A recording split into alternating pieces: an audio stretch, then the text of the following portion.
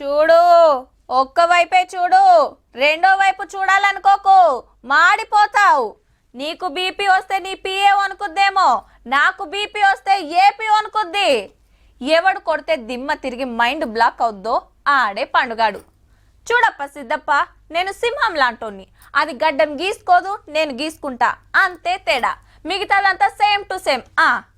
ఒక్కొక్కడిని కాదు షేర్ఖాన్, 100 మందిని ఒకేసారి పంపించు.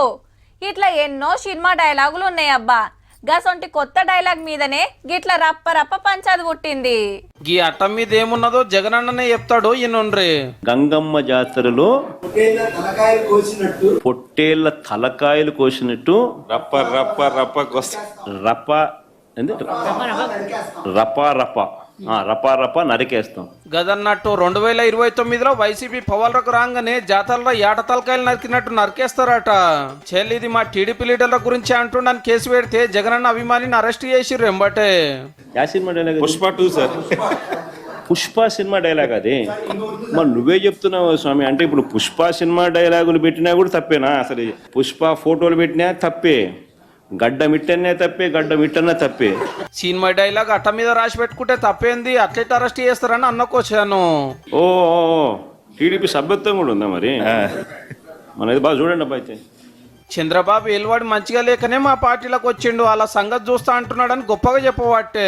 టీడీపీ సింపతైజర్ కూడా చంద్రబాబు నాయుడు మీద కోపంతో మారినాడు అని చెప్పి సంతోషపడతాం.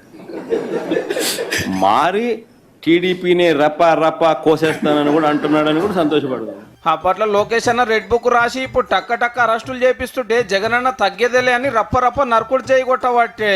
నెక్స్ట్ టీడీపీ వాళ్ళను రప ఏం జాతరలోది, గంగమ్మ జాతరలో ఏం పొట్టేలు తల నరికినట్ట రప నరుకుతాను. మంచిది కదా. క్రిమినల్స్ ఎప్పుడు కూడా క్రిమినల్ బ్రెయిన్సే పనిచేస్తూనే ఉంటాయి. వాళ్ళకు నరికేస్తాం, చంపేస్తాం, రఫ్ ఆడతాం,